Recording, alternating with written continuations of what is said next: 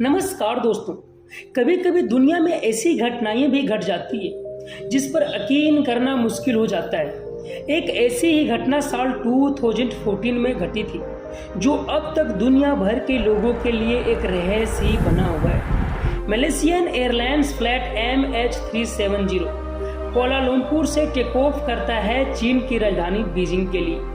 इस फ्लाइट के अंदर 227 पैसेंजर, 10 फ्लाइट अटेंडेंट्स और 2 पायलट्स थे।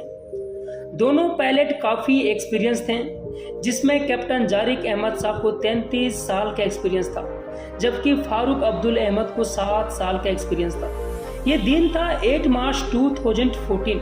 रात के 12:42 में MH370 कोलालमपुर से टेक ऑफ किया बीजिंग के लिए। ये फ्लाइट 20 मिनट तक उड़ान भरती रही सही दिशा में। रात के 1:08 में ये फ्लाइट मलेशियन कोस्ट लाइन पार करके साउथ चाइना सी के ऊपर चली जाती है, वियतनाम की डायरेक्शन में।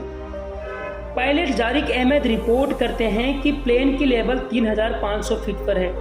तब तक सब कुछ नॉर्मल चल रहा था। इसके करीब 11 मिनट बाद एरोप्लेन पहुंचता है वियतनाम एयर ट्रैफिक जुरिस डायरेक्शन के अंदर।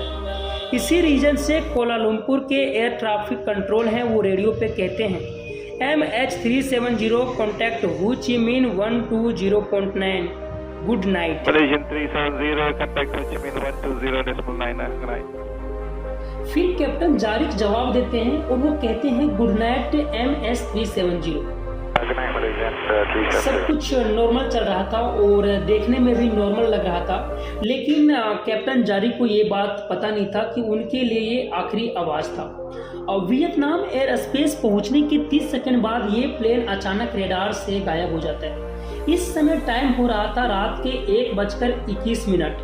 कुलालमपुर वाले एयर ट्रैफिक कंट्रोल इसे नोटिस नहीं करते हैं, और जब वो नोटिस करते हैं तो पता चलता है कि हमारे रेडार में नहीं है, और उन्हें ऐसा लगता है कि वियतनाम के एयर स्पेस में पहुंच गया होगा।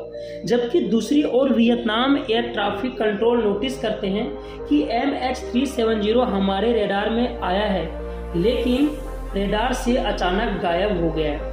उन्होंने कैप्टन से प्रॉब्लम जानने के लिए कॉल मिलाता है तो किसी ने भी जवाब नहीं देता है। अगले 18 मिनट तक MH370 से कांटेक्ट करने का कोशिश किया जाता है, लेकिन कैप्टन की ओर से कोई मैसेज रिसीव नहीं हो पाया। तभी वियतनाम एयर ट्रैफिक कंट्रोल ने कोलालमपुर एयर ट्रैफिक से कांटेक्ट किया और वो सारा प्रॉब्लम शेयर किया। अब नॉर्मली इस कंडीशन में होता क्या है कि 1 घंटे के अंदर अंदर रेस्क्यू सेंटर को इन्फॉर्म करना होता है, लेकिन कोलालमपुर एयर ट्रैफिक कंट्रोल ने बहुत देर कर दिया था और लगभग 4 घंटे के बाद इन्फॉर्म किया। तब तक बहुत देर हो चुका था। इस समय टाइम सुबह के 6:15 हो चुके थे और ये वही टाइम था जब MH370 को बीजिंग में लैंड करना था। उम्मीद थी कि वहां पर सही सलामत लैंड हो जाए, लेकिन वहां से भी कोई अच्छा मैसेज नहीं आया। खैर, सुबह के 6:32 पर ठीक उसी जगह पर प्लेन गायब हुआ था, वहां पर सर्च ऑपरेशन स्टार्ट किया गया, जिसमें 7 कंट्री का 42 शिप और 28 एयरक्राफ्ट्स MH370 को गल्फ ऑफ थाईलैंड से लेकर साउथ चाइना सी पर खोजना शुरू किया गया, लेकिन वहां पर प्लेन का नामो निशान ना मिला। इस वक्त पूरा दुनिया को इस घटना का खबर पता चल गया था। उस वक्त न्यूज़पेपर से लेकर सोशल मीडिया के हेडलाइन में यही खबर चल रहा था। इस वक्त कई देश का सर्च ऑपरेशन शामिल हुए, लेकिन अचानक रेडार से गायब हो जाना लोगों को विश्वास नहीं हो रहा था। अगले ये 4 दिनों तक सर्च ऑपरेशन चलता रहा, लेकिन कहीं से भी कुछ भी पता नहीं चला। लेकिन चौथे दिन खबर आई जिसमें पूरे रेस्क्यू टीम को हिला कर रख दिया था।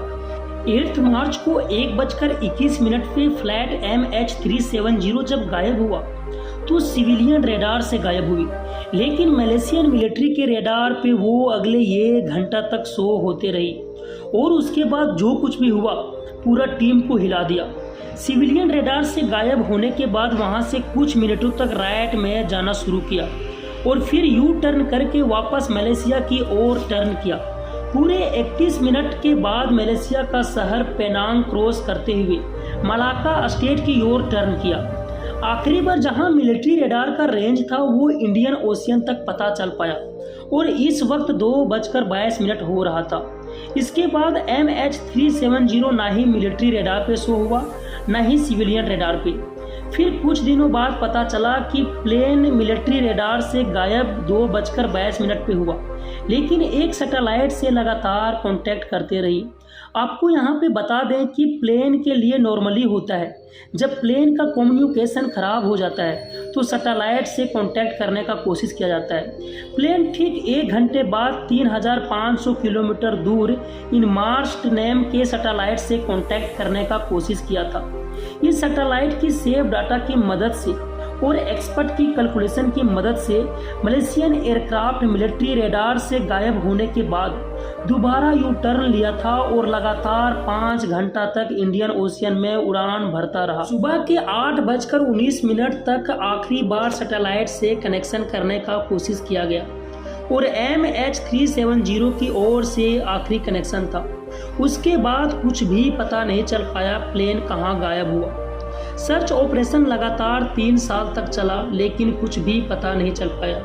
3 साल के बाद डीप सी ऑपरेशन थक हार मानकर बंद कर दिया गया, जिसमें $160 मिलियन का खर्च आया और ये दुनिया का सबसे लंबा ऑपरेशन भी माना जाता है। सर्च ऑपरेशन के दौरान प्लेन का कोई अता पता नहीं मिला, लेकिन MH370 के घटना के 1 साल बाद प्लेन का राइट फेलोप्रोन तैरता हुआ पाया गया। ये प्लेन का वो हिस्सा होता है जो लैंडिंग वक्त काम आता है। अगले कई सालों के दौरान प्लेन का कई हिस्सा अफ्रीका के सी में पाए गए।